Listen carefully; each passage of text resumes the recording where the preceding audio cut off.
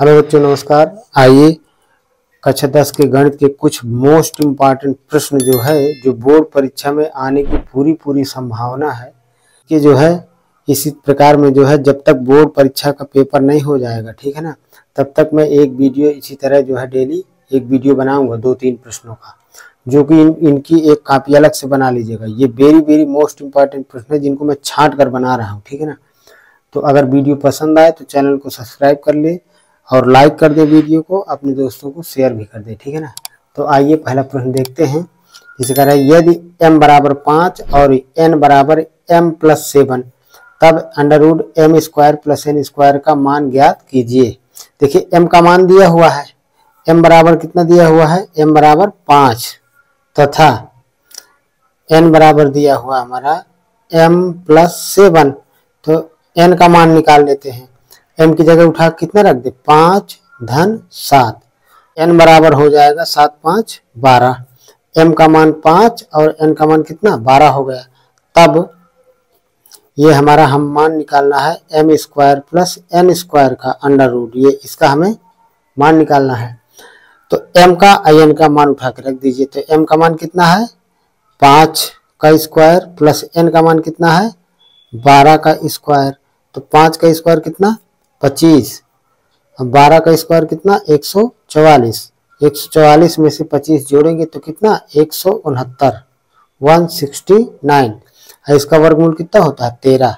तो इस प्रकार से √m² + n² का मान हमारा कितना हो जाएगा 13। यह प्रश्न या तो बहुविकल्पी में आएगा या तो 2 नंबर में आएगा, ठीक है ना। तो ये पहला प्रश्न पूरा हो गया। अगला दूसरा प्रश्न है जो मैं यहाँ लिख के रखा हूँ छाट कर, मोस्ट इंपॉर्टेंट प्रश्न है ये सब। यदि एक गोले की त्रिज्या को 2 गुना कर दिया जाए तो गोले के पृष्ठीय क्षेत्रफल में प्रतिशत वृद्धि ज्ञात कीजिए। तो हम मान लेते हैं, माना गोले की प्रारंभिक त्रिज्या स्मॉल r है, तब प्रारंभिक पृष्ठीय क्षेत्रफल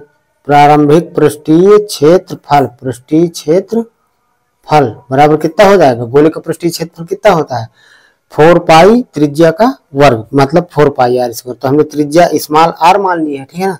तो हो जाएगा पृष्ठीय क्षेत्रफल 4 पाई r², प्रारंभिक पृष्ठीय क्षेत्रफल। अब कह रहा है त्रिज्या को 2 गुना कर दिया जाए। जब त्रिज्या को 2 गुना कर दिया जाता है, 2 गुना कर दिया जाए, अर्थात 2 गुना कर देंगे तब त्रिज्या, पहली त्रिज्या कितनी थी r, अगर दुगुना कर देंगे तो कितने हो जाएगा 2r, ये नई त्रिज्या हो गई। तब नया पृष्ठीय क्षेत्रफल कितना हो जाएगा, तब नया पृष्ठीय क्षेत्रफल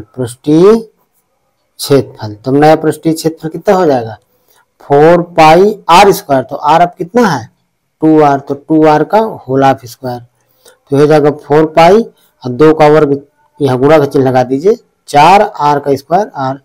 तो 4 चौको 16 पाई स्क्वायर, 16 पाई r²। तो नया पृष्ठीय क्षेत्रफल हो गया। पुराना पृष्ठीय क्षेत्रफल प्रारंभिक 4 पाई r² और नया 16 पाई r²।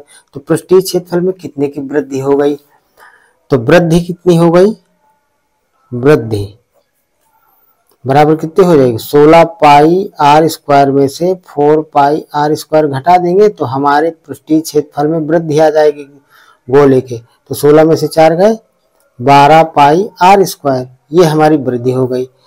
आता है पृष्ठीय क्षेत्रफल में प्रतिशत वृद्धि, पृष्ठीय क्षेत्रफल में प्रतिशत वृद्धि क्या हो जाएगा, पृष्ठीय क्षेत्रफल में वृद्धि, ये हमने वृद्धि निकाली है यहाँ पे, पृष्ठीय क्षेत्रफल में वृद्धि।